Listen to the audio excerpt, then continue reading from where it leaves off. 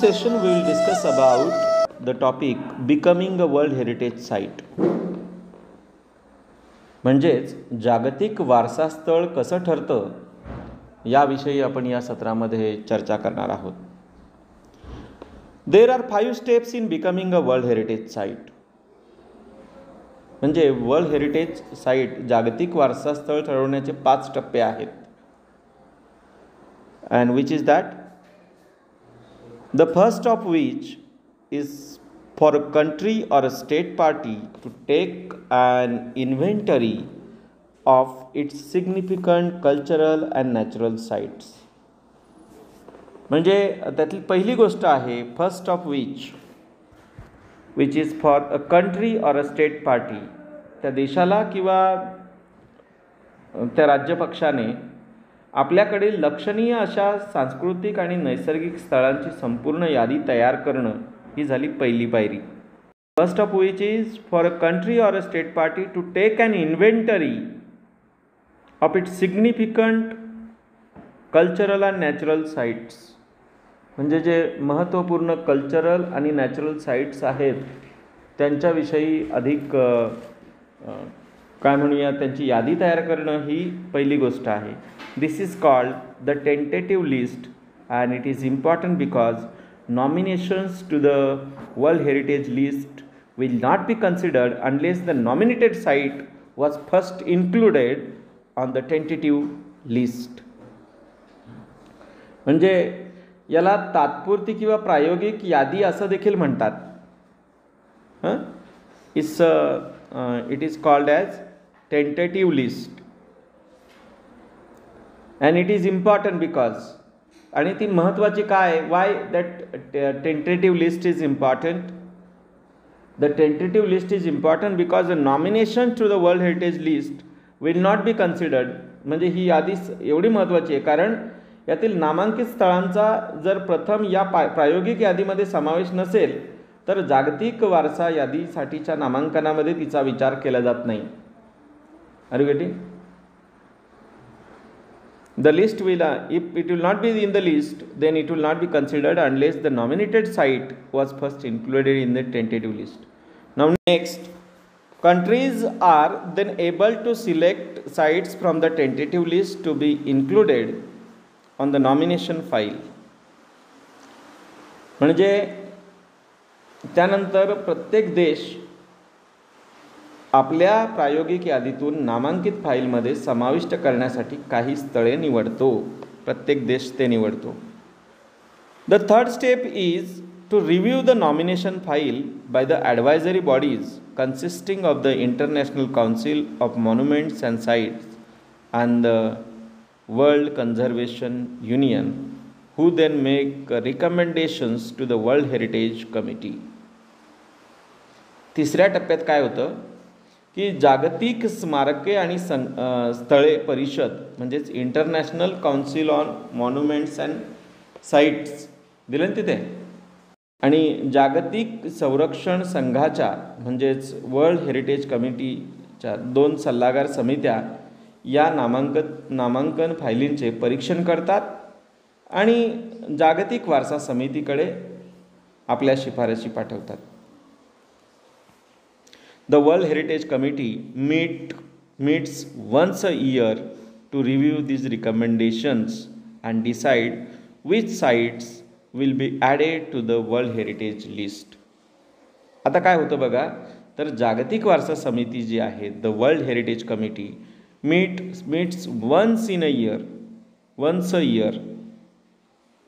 किती वेळा भेट होते त्यांची मीटिंग किती वेळा होतात? वर्षातून एकदा. टू रिव्ह्यू दीज रिकमेंडेशन्स जे रिकमेंडेशन केलेले आहेत रिकमेंडेशन म्हणजे काय शिफारशी केलेल्या आहेत त्याचं रिव्ह्यू करण्यासाठी रिव्ह्यू म्हणजे काय त्याचं परीक्षण करण्यासाठी परीक्षण करून त्याच्या शिफारशी पाठवण्यासाठी and decide which sites will be added to the world heritage list आणि ते ठरवायचं कोणती साईट आता वर्ल्ड हेरिटेज लिस्टमध्ये ॲड करावी त्यासाठी. The final step in becoming a world heritage site is determining whether or not a nominated site meats at least one of the 10 selection criteria. जागतिक वारसा समिती आपल्या वार्षिक बैठकीमध्ये या शिफारसींचे अवलोकन करतात आणि कोणती स्थळं या यादीमध्ये समाविष्ट करता येतील हे ठरवतात. नंतर जागतिक वारसा स्थळ बनवण्याचा शेवटचा टप्पा म्हणजे काय, प्रस्तुत नामांकित जे स्थळ आहे हे 10 निवड निकषांपैकी किमान एक निकष पूर्ण करते की नाही ते तपासणे. आता या स्थळाने जर निकष पूर्ण केले तर जागतिक वारसा यादीमध्ये तिचं नाव नोंदवलं जातं.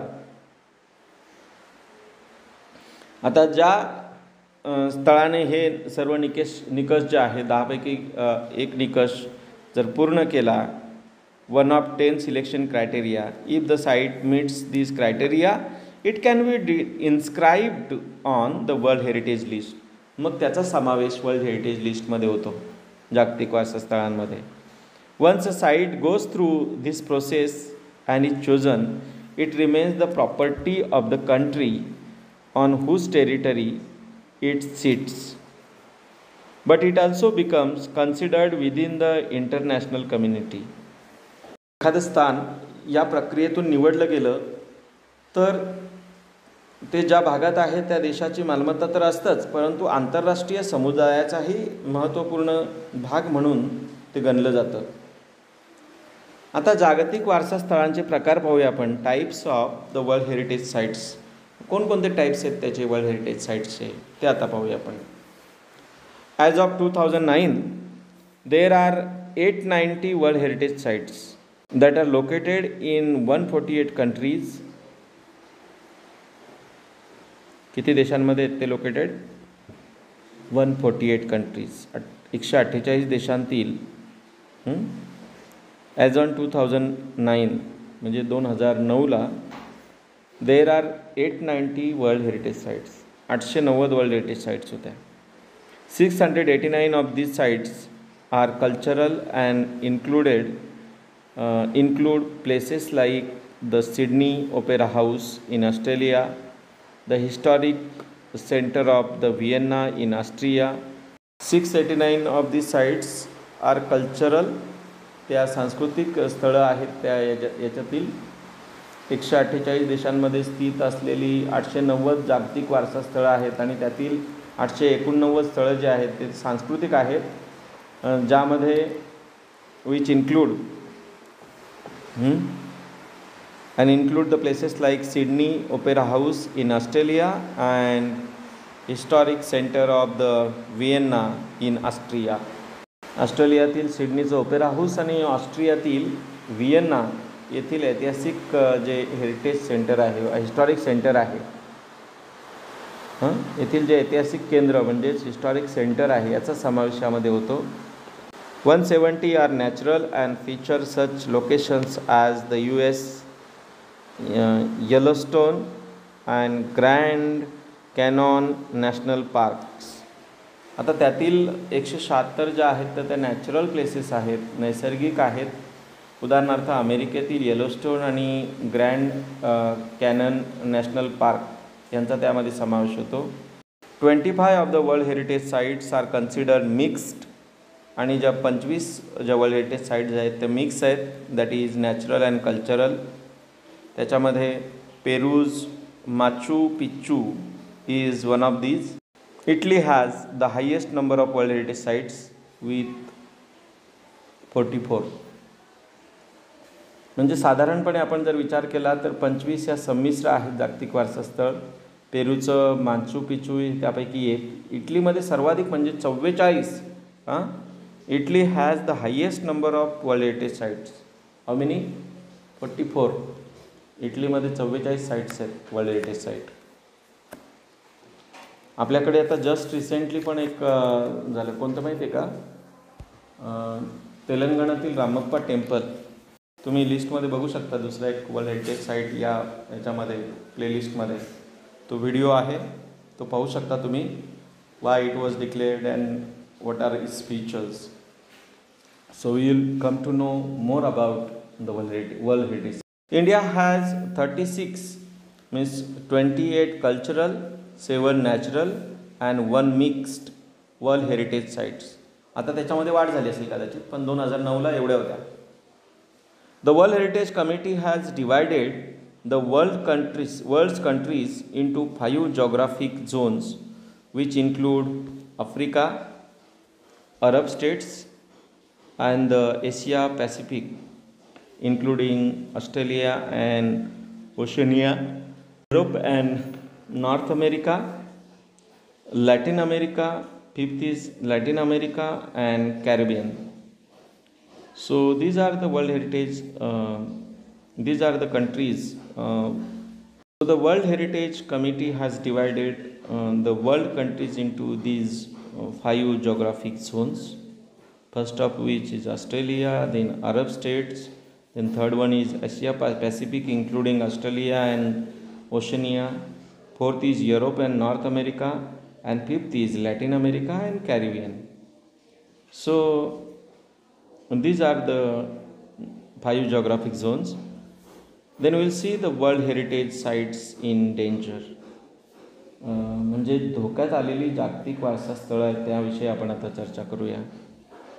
Like many natural and historic cultural sites around the world, many World Heritage Sites are in danger of being destroyed or lost due to war, poaching, natural disasters like earthquakes and uncontrolled urbanization, then heavy tourist traffic, and environmental factors like air pollution and acid rain. काय झालं आहे, जगभरातील अनेक जागतिक वारसा स्थळं जी आहेत, नैसर्गिक असतील, ऐतिहासिक असतील, सांस्कृतिक असतील, तर ते आता धोक्यात आहे. तर त्याचं कारणं दिलेली इथे. Like many natural historic cultural sites around the world, many world heritage sites are in danger of being destroyed, म्हणजे ते नष्ट होण्याचं त्यांना धोका आहे. Or lost due to war म्हणजे युद्धामुळं कदाचित, पोचिंग म्हणजे जे चोऱ्यामाऱ्या होतात त्याच्याने, किंवा तस्करी वगैरे होते नाही का. देन नॅचरल डिझास्टर्स, नैसर्गिक आपत्ती आहेत, जसं की अर्थक्वेक्स अँड अनकंट्रोल अर्बॅनायझेशन. बघा, भूकंप होतो त्याच्याने पण ते धोक्यात आहेत. त्याच्यानंतर अनकंट्रोल्ड अर्बॅनायझेशन म्हणजे वाढतं नागरीकरण जे आहे, तर त्यामुळं देखील ते अनकंट्रोल जर असेल तर त्याच्याने देखील या वर्ल्ड हेरिटेज साईट्सला धोका आहे. देन हेवी टुरिस्ट ट्रॅफिक, खूप मोठ्या प्रमाणात पर्यटक एखाद्या स्थळावर जर येत असतील तर डेफिनेटली त्यांचाही परिणाम त्यांच्यावर होतो. And environmental factors like air pollution and acid rain.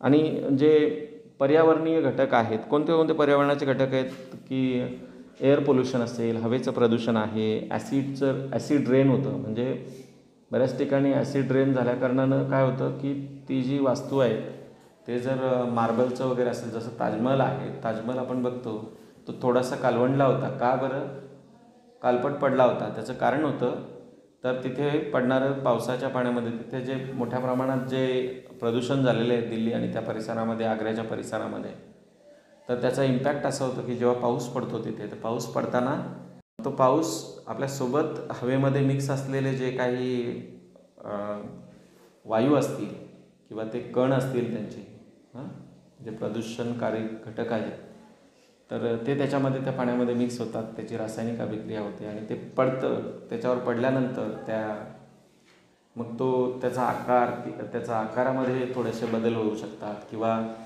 तो मार्बल खराब होऊ शकतो, किंवा तो कालवंटतो. तर ह्या सगळ्या गोष्टी त्याच्यावर इम्पॅक्ट झालेल्या आहे बरं का. पूर्वी ताजमहल खूप आणखीन शुभ्र होता. आता त्या पॉलिश वगैरे करण्याचं काम नेहमी सातत्याने चालूच असतं, ते काम नेहमीच चालूच आहे त्याच्यामध्ये. पण तरी देखील ते पर्यावरणीय याचा इम्पॅक्ट त्याच्यावर मात्र होत असतो. The world heritage sites that are in danger are inscribed on a separate list of the world heritage sites in danger, which allows the World Heritage Committee to allocate resources from the World Heritage Fund to that site. म्हणजे काय होतं की अशा संकटात असलेल्या जागतिक वारसा स्थळांना ती धोक्यात असलेली जागतिक वारसा स्थळं नावाच्या स्वतंत्र यादीमध्ये नोंदवलं जातं. आणि मग या जागतिक वारसा समिती ती काय करते तर जागतिक वारसा निधीतून अशा स्थळांना विशेष संसाधनं पुरवते. म्हणजे त्यांची डागडुजी करण्यासाठी किंवा त्याला ते आणखीन जतन करण्यासाठी त्यांच्याकडून त्यांना मदत केली जाते. इन ॲडिशन, आणि याही व्यतिरिक्त, different plans are put in to place to protect and or restore the site. म्हणजे विविध असे प्लॅन, विविध योजना आखल्या जातात. याशिवाय या स्थळांचं संरक्षण आणि जीर्णोद्धार करण्यासाठी अनेक उपाययोजना केल्या जातात. If however a site loses the characteristic with which allowed for it to be originally included on the World Heritage List, the World Heritage Committee can choose to delete the site from the list. म्हणजे जी वैशिष्ट्य होती ती वैशिष्ट्य आता characteristic त्याचे जे होते ते आता राहिले नसतील तर वर्ल्ड हेरिटेज कमिटी जी आहे तर त्या साईटच्या लिस्टमधून त्या स्थळांना काय करू शकतं, वगळू शकतं. To learn more about the World Heritage Sites, visit the World Heritage Center's website unesco.org, whcunesco.org. Site दिलेली आहे. ती साईट तुमच्या मोबाईलच्या ब्राउझरमध्ये कोणता जो आहे गुगल क्रोम वगैरे असेल तर त्याच्यामध्ये टाका. गुगलवर जर तुम्ही सर्च केलं तर तुम्हाला whc.unesco.org या संकेतस्थळावर तुम्हाला या वर्ल्ड हेरिटेज सेंटरबद्दल आणि वर्ल्ड हेरिटेज साईटबद्दल आपल्याला डिटेल्ड आणखीन माहिती मिळेल. I hope you must have enjoyed this lesson. Now it's very essential to solve the English workshop. Go through the English workshop activities and solve them. Thank you.